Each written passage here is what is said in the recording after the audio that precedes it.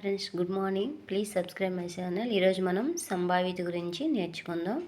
1795 సంవత్సరంలో pear Simon Laplace సంభావ్యత గురించి చర్చించడం జరిగింది.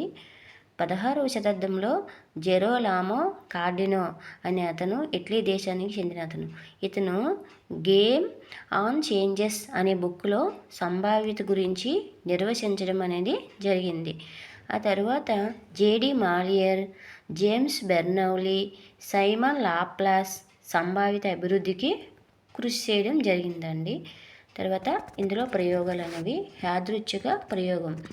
ఇక్కడ ఏం జరుగుతుందంటే ఇక్కడ ఫలితం అనేది ఫస్టే మనకి తెలిసి ఉంటుంది, కానీ ప్రయోగం తర్వాత వచ్చే ఫలితం నిర్దిష్టంగా చెప్పలేనిదై ఉంటుంది. ఇప్పుడు ఎగ్జాంపుల్ ఏంటంటే, ఒక నాణెం ఎగరవేస్తాము. నాణెం ఎగరవేసినప్పుడు హెడ్ ట్రైల్ అనేది ఏదో ఒకటి వస్తుందనే ఫలితం అయితే మనకు తెలుసు, కానీ ఖచ్చితంగా హెడ్ వస్తుందా ట్రైల్ వస్తుందా అనేది తెలీదు. అది యాదృచ్ఛికంగా జరుగుతుంది, కానీ ఈ రెండిట్లో ఏదో ఒకటి వస్తుందనే ఫలితం మాత్రం మనకు తెలుసు.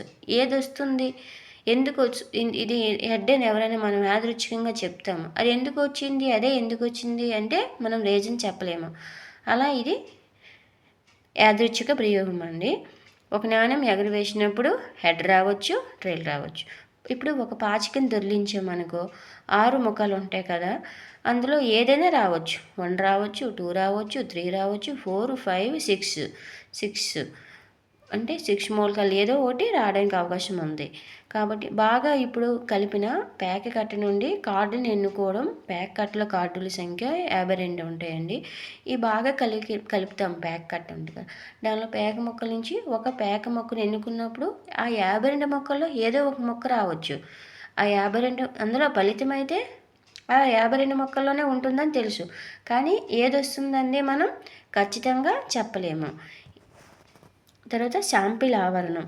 ఒక యాదృచ్ఛిక ప్రయోగంలో సంభవించు ఫలితాలన్నింటి జాబితా శాంపిల్ ఆవరణం అంటే.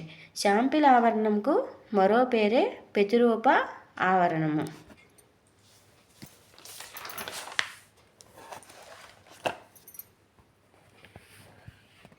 ఇప్పుడు నాణ్యాన్ని ఎగరవేసినప్పుడు హెడ్ టెయిల్ ఉంటాయి కదా, అప్పుడు ఈ రెండు కూడా శాంపిల్ ఆవరణంలో హెడ్ టెయిల్ ఈ రెండు మూలకాలండి. అయితే పాచికను దొర్లించినప్పుడు ఆరు మూలకాలు వస్తాయి, అంటే 6 టైమ్స్ అవకాశాలు ఉన్నాయి. ఆంగ్ల వర్ణమాల అక్షరాల నుండి ఒక అక్షరాన్ని ఎన్నుకున్నాం అనుకో, దాన్ని ఎలా రాస్తాము? ABCD అండ్ షోహాన్ XYZ అలాగా అక్షరాలు ఉన్నాయి కదా, అన్నిట్లో ప్రతిదీ రాయడానికి అవకాశం ఉంది. తర్వాత శాంపిల్ బిందువు లేదా ప్రతిరూప బిందువు లఘు ఘటన, లేదా అంటే శాంపిల్ బిందువుకి ఇంకో పేరు ప్రతిరూప బిందువు లేదా లఘు ఘటన లేదా ప్రాథమిక ఘటన అని దీని యొక్క మారు పేర్లు అండి. శాంపిల్ బిందువు యొక్క మారు పేర్లు. ఇప్పుడు శాంపిల్ ఆవరణం ఉంది కదా, ఇది ఏంటి? ఒక ట్రేస్ డైస్ ఉంటుంది కదా, పాచిక అంటారు కదా, దాన్ని తీసుకుందాం ఎగ్జాంపుల్. దానిలో శాంపిల్ ఆవరణ 1, 2, 3, 4. దాన్ని ఒకటి సబ్జెక్ట్లో ఒకటే ఉందనుకోండి, అది ఒక మూలకమే ఉంటే అది లఘు ఘటన అవుతుంది. ఇదిగోండి, ఒకే ఒకటి ఉంటే అది లఘు ఘటన. ఇందులో కూడా ఒక మూలకమే ఉంది, ఇది లఘు ఘటన అవుతుంది.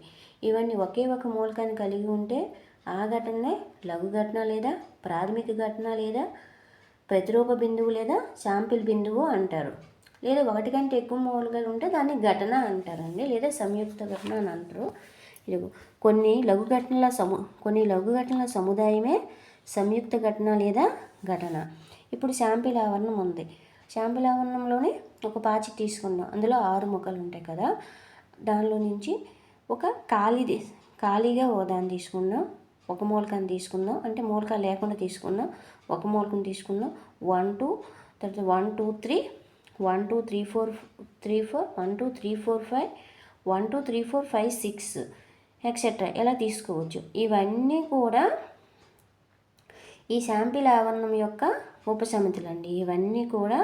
ఇవన్నీ ఈ శాంపిల్ ఆవరణం యొక్క ఉపసమితులు. అసలు శాంపిల్ ఆవరణం యొక్క ప్రతి ఉపసమితిని కూడా ఘటన అంటారు. ఇప్పుడు నాణం ఎగరవేసినప్పుడు ఒక హెడ్ ఒక టేలు ఉంటుంది కదా, ఈ రెండు పడతాయి. పడ్డాను కాబట్టి దీని యొక్క ఇది ఇప్పుడు చూద్దాం. ఇది ఖాళీగా ఉంది కదా, దీనిలో ఒక మూల హెచ్ ఉంది, తర్వాత సిలో టీ వేసాము, డీలో హెచ్టి. ఇవన్నీ కూడా ఈ శాంపిల్ ఆవరణం అంటే ఇప్పుడు నాణం ఎగరవేసినప్పుడు దానికి ఎగ్జాంపుల్ తీసుకుందాం. దీని యొక్క ఈ శాంపిల్ ఆవరణం యొక్క ఉపసమితులు అండి ఇవన్నీ కూడా. ఓకే, దీని మీద మనం కొన్ని ప్రాబ్లమ్స్ చేస్తే ఇంకా మనకు క్లారిటీగా వస్తుంది.